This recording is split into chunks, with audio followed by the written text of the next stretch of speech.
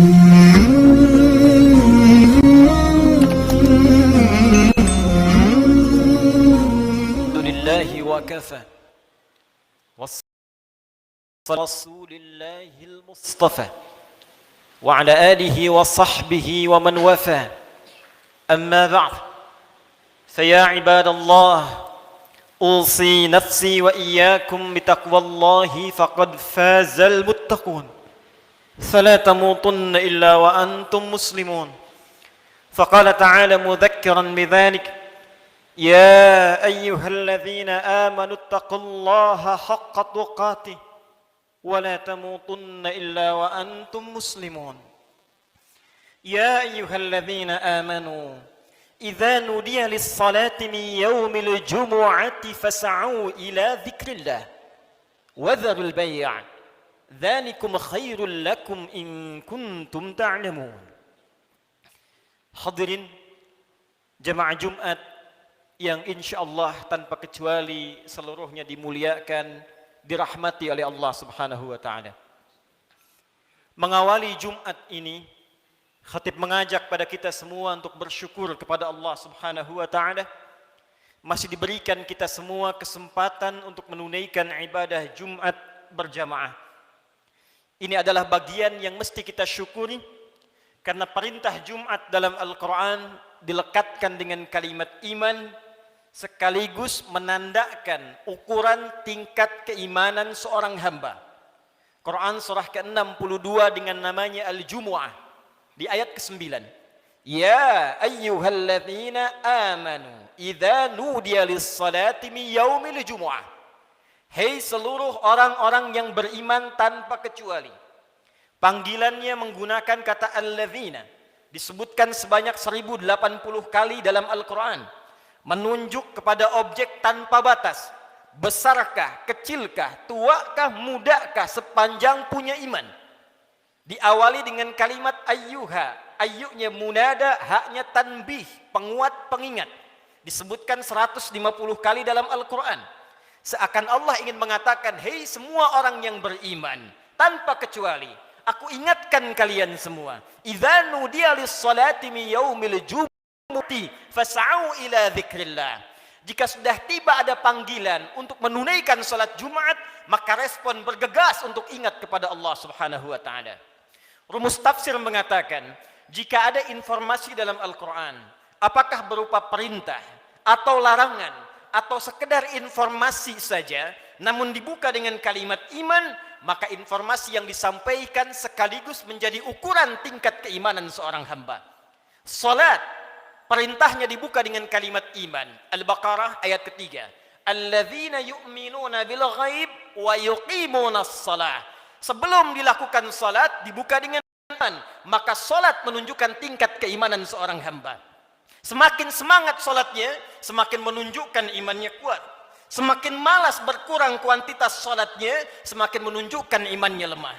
Jumat dibuka dengan kalimat iman, sekaligus memberikan kesan tingkat keimanan seorang hamba.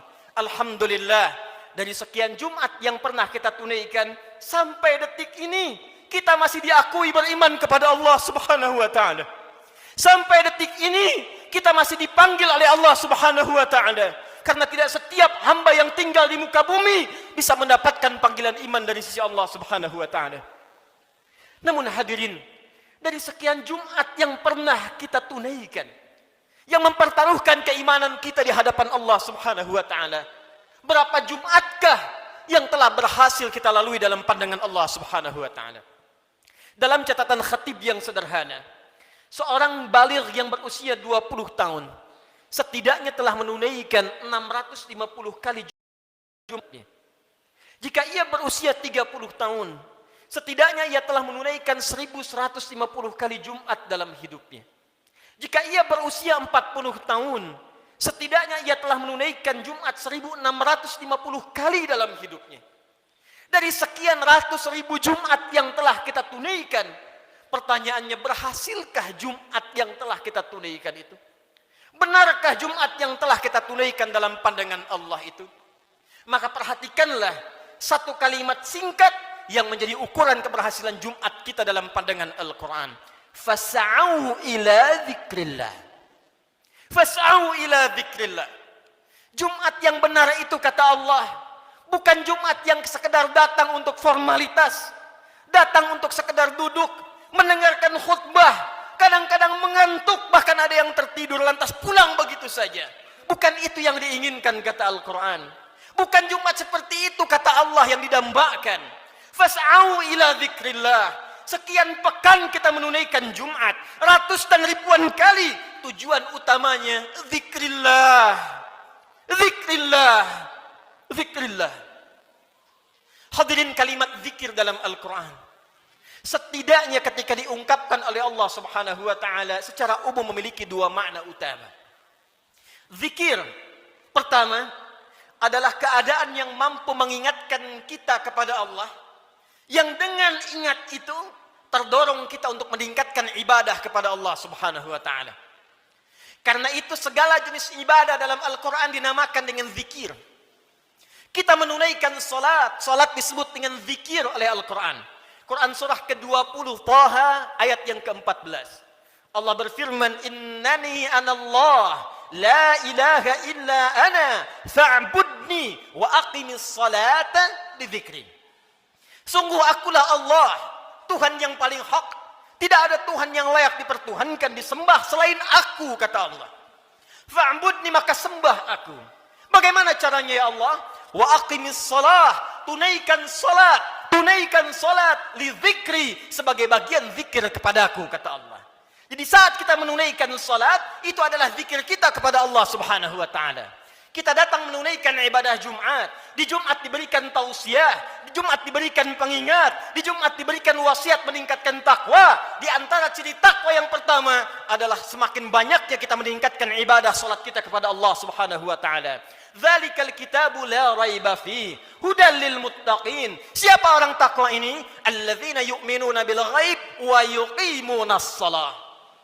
Sampai dari sekian ratus kali, ribu kali, berapa kuantitas dan kualitas salat kita yang pernah ditingkatkan di hadapan Allah Subhanahu wa ta'ala. Jangan-jangan sampai ribuan kali Jumat, salatnya masih standar-standar saja. Masih yang fardu saja. Tahajud masih belum mampu bangun. Duha belum dikerjakan. Selama hidup gak pernah salat syuruk. Selama hidup kurang rawatib. Tapi cita-citanya berjumpa dengan Allah, bersua dengan Rasulullah SAW. Mana bakal kita di hadapan Al-Quran disebut dengan zikir. Quran surah ke-54 ayat 17, ayat 22, ayat 32, ayat ke-40. Walaqad yassarnal Qur'ana lidzikri fahal min muddakir. Sungguh kami telah mudahkan Al-Quran. Sungguh kami telah mudahkan Al-Quran. Telah mudahkan Al-Quran untuk apa? Lidzikri, untuk dijadikan zikir kepada Allah Subhanahu wa ta'ala. Bacaan Quran itu zikir. Karena itu ketika Anda baca Al-Quran, Anda merasa lebih dekat dengan Allah Subhanahu wa ta'ala. Mempelajari Al-Quran itu zikir. Karena itu ketika Anda mengkaji tafsir Al-Quran, bukankah Anda merasa lebih dekat dengan Allah Subhanahu wa ta'ala? Menghafal Quran itu zikir. Karena itu para penghafal Quran semakin dekat keadaannya dengan Allah Subhanahu wa ta'ala. Dari sekian aktivitas kehidupan yang telah kita lalui sampai dengan detik Jumat ini, berapa banyak Al-Quran telah kita hidupkan? Berapa banyak Al-Quran telah kita bacakan? Jangan-jangan Jumat ini pun belum sempat baca Al-Quran. Jangan-jangan telah berlalu sekian hidup kita belum sempat menghafal Quran dengan baik. Salat belum dimengerti bacaannya. Puluhan tahun salat tidak mengerti apa yang dibaca dalam salat. Mau sampai kapan? Bagaimana salatnya bisa khusyuk kalau tidak paham apa yang dibacakan? Al-Quran belum sempat dipahami. Jangankan menghafal, sudah puluhan tahun untuk baca saja nggak sanggup bacakan dengan baik. Berapa lama lagi waktu yang dibutuhkan? Bukankah hadisnya sahih? At-Tirmidzi nomor hadis 2015 itu. Saat seseorang akan masuk surga, maka perintah pertama yang dimintakan Allah adalah membacakan Al-Quran yang ia biasa bacakan saat di muka bumi. Faqra wartaqi fa inna akhira qiraatika akhiru manzilatika fil jannah. Baca Quran yang biasa engkau bacakan saat di dunia itu. Akhir bacaan Quranmu, itulah kedudukanmu di surga di sisi Allah Subhanahu wa ta'ala. Karena itulah perhatikan anak-anak di Palestina dengan keadaan yang sangat terbatas. Anak-anak di Libya dengan keadaan yang tidak mudah. Karena cita-citanya menghadap Allah dalam kebaikan, surga tingkat tertingginya. fisiknya, mereka berlomba menghafal Al-Quran. Alhamdulillah, di Indonesia sekarang anak-anak kecil sudah menghafal Al-Quran, yang lumpuh otak menghafal Al-Quran, yang tidak bisa melihat menghafal Al-Quran, dan kebanyakan mereka masih belum baligh. Anak baligh sebelum waktu salat sudah berjamaah datang ke masjid. Anak belum baligh sudah mulai menghafal Al-Quran, sudah lancar bacaan Quran, sudah banyak hafalan Quran. Duhai anda yang 40 tahun, 50 tahun, 60 tahun, berapa banyak bekal yang disiapkan untuk menghadap Allah Subhanahu wa ta'ala. Harta yang dikumpulkan selesai sudah. Dengan kematian tuntas. Uang itu tidak berguna lagi. Kendaraan yang dikumpulkan, dipajang, dipamerkan, tidak ada manfaat lagi. Bekal apa yang kita bawa menghadap pada Allah Subhanahu wa ta'ala? Zikir kita, amal soleh kita. Apa yang anda gunakan dengan uang itu? Infak, itulah zikir kepada Allah Subhanahu wa ta'ala. Salat, kendaraan yang mengantarkan anda untuk Jumat, untuk ta'lim, untuk mendekat kepada Allah, bekerja beramal soleh, itulah zikir kita di hadapan Allah Subhanahu wa ta'ala. Sampai dengan detik Jumat ini, berapa banyak aset yang telah Allah kepada kita digunakan untuk zikir kepada Allah Subhanahu wa ta'ala. Hadirin yang kedua, jika disebutkan kalimat zikir dalam Al-Quran, maka diartikan oleh para ulama berdasarkan paparan Al-Quran sebagai keadaan ingat kepada Allah yang dengan ingat itu terjauh kita dari perbuatan maksiat. Pertama, terdorong kita mengumpulkan amal saleh. Yang kedua, terjauh kita dari perbuatan maksiat. Zikir, keadaan ingat kepada Allah Subhanahu wa ta'ala. Karena kita ingat kepada Allah, kita merasa diawasi oleh Allah Subhanahu wa ta'ala. Kita merasa dilihat oleh Allah, kita merasa didengar oleh Allah. Karena itu orang yang merasa dilihat oleh Allah, maka mustahil ia bisa berbuat maksiat dalam kehidupannya. Keluar dari masjid mustahil tertukar sandal. Karena ketika ia akan gunakan, ia merasa dilihat oleh Allah Subhanahu wa ta'ala. Mustahil berbuat curang dalam pekerjaannya. Mustahil ia korupsi, mustahil ia mencuri, mustahil ia membegal, mustahil ia berselisih, mustahil ia membuat hoax, mustahil ia berbuat maksiat. Karena ia merasa dilihat dan didengar oleh Allah Subhanahu wa ta'ala. Karena itulah sampai dengan detik Jumat ini, berapa banyak Jumat kita yang telah memberikan manfaat dalam hidup kita. Dari Jumat ke Jumat. Jangan-jangan bahkan datang ke Jumat pun masih bermaksiat juga. Ada yang tanpa malu datang ke Jumat belum selesai urusannya dengan Allah Subhanahu wa ta'ala. Ada yang belum bertobat. Di kantongnya masih ada handphone dengan gambar-gambar yang tidak senonoh. Apa tidak malu? Salat menghadap Allah, di handphonenya ada koleksi gambar-gambar yang tidak disenangi Allah Subhanahu wa ta'ala. Ada video-video yang tidak Allah sukai. Ada hubungan dengan orang tua yang belum selesai. Ada hubungan dengan tetangga yang belum tuntas. Ada hubungan dengan anak istri yang belum tuntas. Cita-cita masuk surga. Cita-cita berjumpa dengan Rasulullah sallallahu alaihi wasallam. Amal apa yang telah Anda siapkan? Apa tidak malu menghadap Allah dengan lumuran maksiat? Apa tidak malu berjumpa dengan Rasulullah berlumur maksiat? Perhatikan saudara. Bila sampai Jumat ini, ratusan kali, ribuan kali belum membantu kita, membuat kita ingat kepada Allah, maka perhatikanlah peringatan Allah yang disampaikan 15 abad yang lalu, bahkan sejak di era sahabat Rasulullah sallallahu alaihi wasallam. Quran surah ke-57 Al-Hadid di ayat yang ke-16. Ayat ini diturunkan pada dua kondisi. Satu, saat kalangan orang beriman dari sahabat-sahabat Rasulullah yang semula berada di Mekah dalam keadaan terhimpit oleh kesulitan, tiba-tiba hijrah ke Madinah merasakan kenikmatan.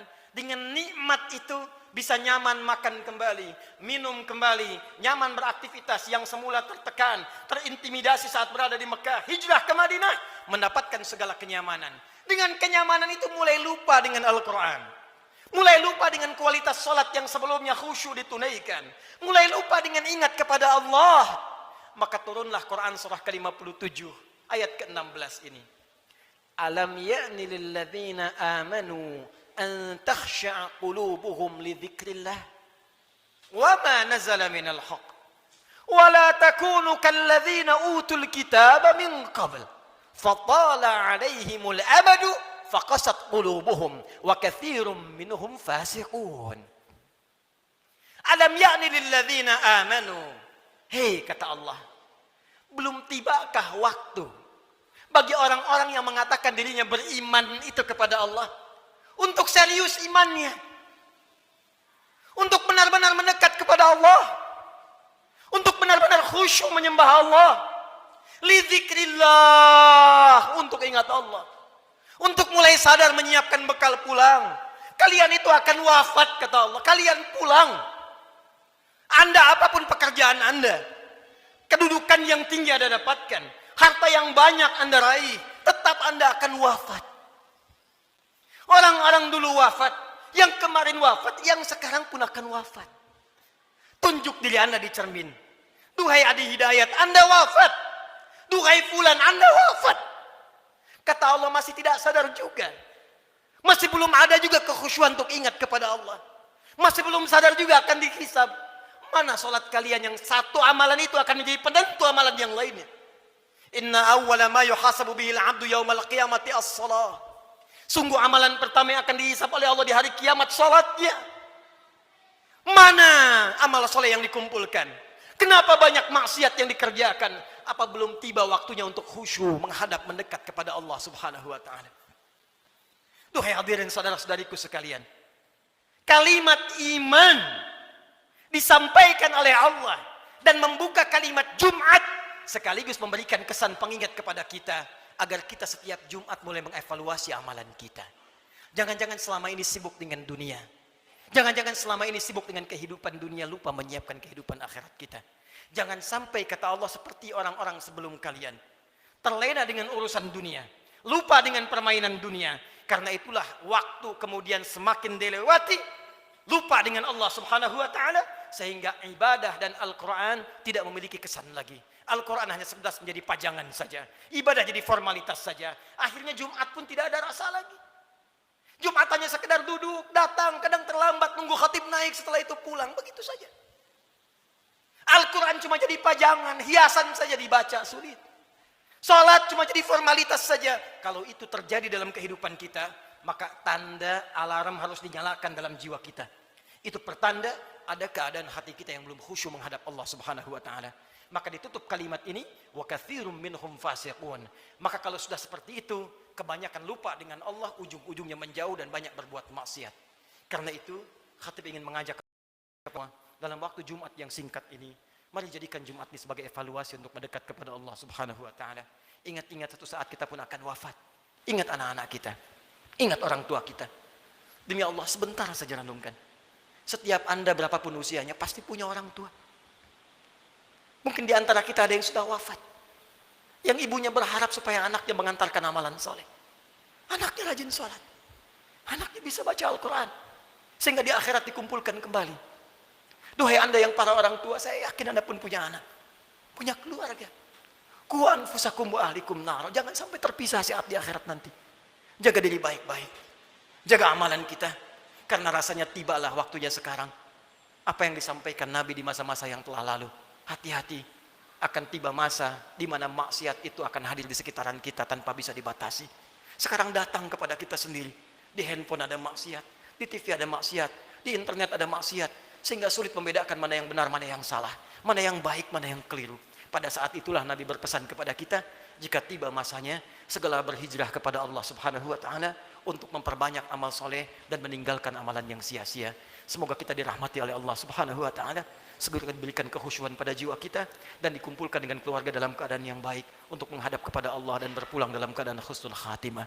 Barakallahu li wa lakum fil Qur'anil azim wa nafa'ani wa iyyakum bima fihi minal ayati wa dzikril hakim wa taqabbala minni wa minkum tilawatahu innahu huwas samiul alim. Ud'ullaha yastajib lakum jami'an.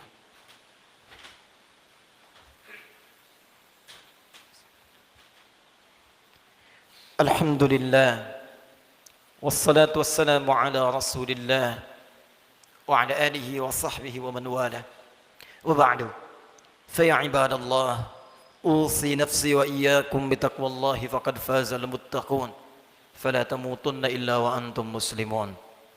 Hadirin sekalian, sebelum kita berdoa memohon kepada Allah Subhanahu wa taala, perkenankan khatib membacakan kembali surah Al-Jumu'ah ayat ke-9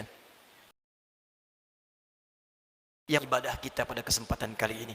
Quran surah ke-62 ayat ke-9 Allah berfirman, A'udzu billahi minasyaitonir rajim. Ya ayyuhalladzina amanu idza nudiya lis-salati min yaumil jumu'ati fas'au ila dzikrillah wa dzarul bai'. Dzalikum khairul lakum in kuntum ta'lamun. Hai semua orang yang beriman tanpa kecuali, jika telah diseru waktu hari Jumat untuk menunaikan salat Jumat, maka bergegaslah datang kepada Allah.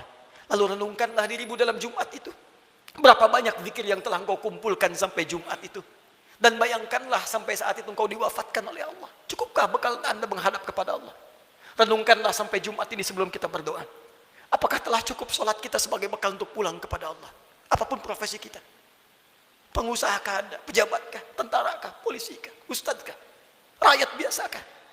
Berapa banyak bekal kita telah disiapkan menuju Allah? Dan renungkanlah berapa banyak maksiat telah kita kumpulkan.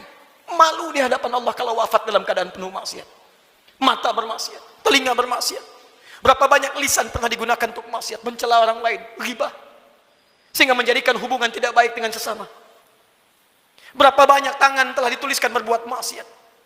Berapa banyak kaki melangkah pada perbuatan maksiat. Sementara kita mengharap rahmat Allah Subhanahu wa taala. Fas'au ila dzikrillah. Kata Allah, sebelum kalian pulang selesai Jumat, berenung dulu. Karena itu para ulama mengatakan sebelum pulang tunggulah sejenak. Renungkan diri kita sampai kita merasakan perubahan. Sampai kita merasakan perbedaan antara masuk Jumat dengan keluar Jumat. Jangan sampai datang Jumat dengan pulang hatinya hambar biasa-biasa saja. Renungkan. Mungkin saat pulang di perjalanan kita wafat. Mungkin saat kembali bertemu keluarga kita wafat. Maka saat kita menyadari keadaan kita itu, khusyuklah berdoa kepada Allah. Dan saat itulah satu sekejap datang bagian dari waktu yang mustajab itu untuk dikabulkan oleh Allah Subhanahu wa taala. Bagaimana mungkin doa khusyuk dipanjatkan kalau hati kita belum khusyuk menghadap Allah Subhanahu wa taala? Karena itu mari kita renungkan sejenak. Dalami keadaan diri kita, dan boleh jadi dengan kekhusyuan itu apapun yang kita minta saat ini dikabulkan oleh Allah Subhanahu wa taala. Alhamdulillahirabbil alamin. Arrahmanir rahim maliki yaumiddin. Iyyaka na'budu wa iyyaka nasta'in. Ihdinas siratal mustaqim. Siratal ladzina an'amta 'alaihim ghairil maghdubi 'alaihim waladdallin. Inna Allaha wa malaikatahu yusalluna 'alan nabi. Ya ayyuhalladzina amanu sallu 'alaihi wa sallimu taslima. Allahumma salli wa sallim wa barik 'ala habibikal karim rasulikal amin sayyidina Muhammadin wa 'ala alihi wa sahbihi ajma'in.